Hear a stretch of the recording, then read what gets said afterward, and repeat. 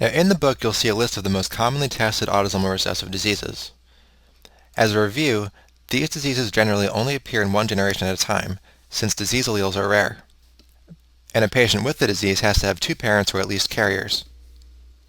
Now all of the diseases listed here in the book are covered in more depth in other places, and some later in this chapter. But the one I'll cover next is cystic fibrosis. Cystic fibrosis is one of the autosomal recessive disorders and is caused by a defect in the CFTR gene, which stands for cystic fibrosis transmembrane conductance regulator. The most common mutation in this gene is mutation of the phenylalanine at the 508 position, which leads to an improperly folded protein which would be degraded by the cell.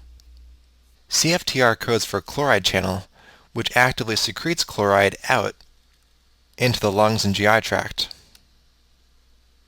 It also actively resorbs chloride ions from sweat. Since water follows solute across the membrane, the inability to secrete chloride results in a thicker mucus in the lungs, pancreas, and liver, which can block pancreatic secretions and permit pulmonary infections, especially by Pseudomonas and Staph aureus. One of the first symptoms to present is meconium ileus in newborns, since the meconium is abnormally thick and forms a mechanical obstruction, resulting in abdominal distension and vomiting soon after birth. The majority of meconium ileus is due to cystic fibrosis, so if you see this symptom on your test, think of CF. However, only a minority of patients with CF have meconium ileus, so don't use the lack of this symptom to rule out CF.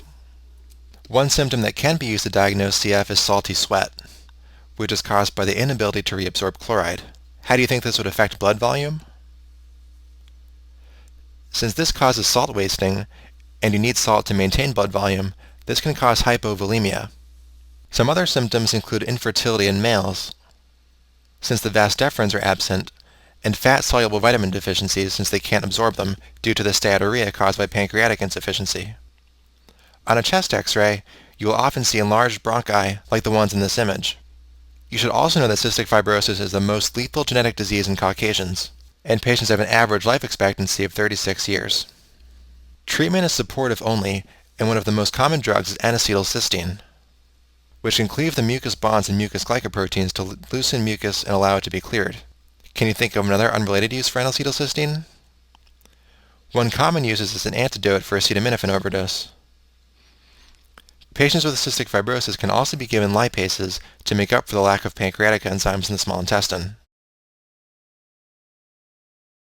Okay, let's talk about X-linked recessive disorders. Remember, these diseases most commonly affect males, who always inherit it from their mother. You can identify these in a family tree using the process of elimination. So for this tree, you can tell it can't be autosomal dominant or X-linked dominant, since you don't see it in all generations. And it's not mitochondrial, since nobody's getting it from their mother. So it could technically be either autosomal recessive or X-linked recessive, but this one's more likely to be X-linked recessive.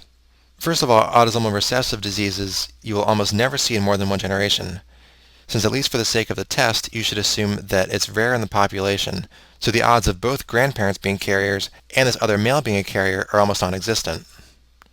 It's a lot more likely that there's only one disease allele, which is getting passed from person to person. What's going on here is that the grandmother in this family is a carrier for an X-linked recessive disease. So she doesn't have the disease, but she can pass it on to her son. And he will be affected since he has no normal copy to make up for it, like his sister does, over here. And then she can pass it on to her son the exact same way.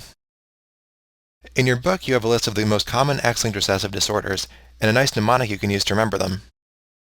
I recommend that you go ahead and commit these to memory, because on the test you may get a question that describes one of these diseases, like Hunter syndrome, and then since they like multi-level questions, they won't just ask you what the disease is, but they'll ask you what type of inheritance pattern it has. So you'll need to know that it's X-linked recessive. Hunter in particular is easy to remember if you just think of the mnemonic Hunter's aim for the X. Again, these diseases are covered in more depth in other places, but using this list and this mnemonic can help you remember which diseases are X-linked recessive. Muscular dystrophies are diseases characterized by muscle weakness, usually caused by the death of myocytes. There are a few different types. Duchenne and Becker muscular dystrophies are both caused by a mutation in the same gene, called dystrophin. The dystrophin protein is cytoplasmic, but but is part of a larger multi-protein complex that anchors the cytoskeleton of the skeletal and cardiac muscle to the extracellular matrix through the membrane. It also happens to be the longest known human gene, which means that just through sheer probability, it's also the most likely to get spontaneous mutations. If dystrophin is defective, it can cause membrane abnormalities that screw up calcium homeostasis and eventually cause cell death through necrosis. Dead cells will eventually be replaced by fat, which you can see in this image. Now, dystrophin is on the X chromosome, so who do you think is more likely to get it, males or females? That would be males, and in fact, it's extraordinarily rare for females to get this. Okay, so what's the difference between Duchenne and Becker? Well, first of all, Duchenne is more common, although both of them are pretty rare. Duchenne affects 1 in 3,600 boys, and Becker affects 1 in 18,000. Duchenne is also more serious. So these are both caused by mutations in the same gene, so how come one is more serious than the other? This is because some mutations have a greater effect on the final protein. So Duchenne is usually caused by a frameshift mutation which truncates the protein, which makes it completely non-functional. It's usually first noticeable before the age of 5, and results in loss of ambulation by around age 10 and death in their late teens or early 20s. It's a very serious disease. So what do these patients die from? Usually dilated cardiomyopathy.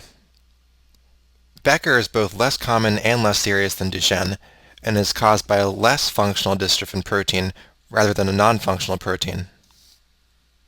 It's not caused by a frameshift mutation, but usually a missense mutation. The onset is a bit later, usually during adolescence or early adulthood.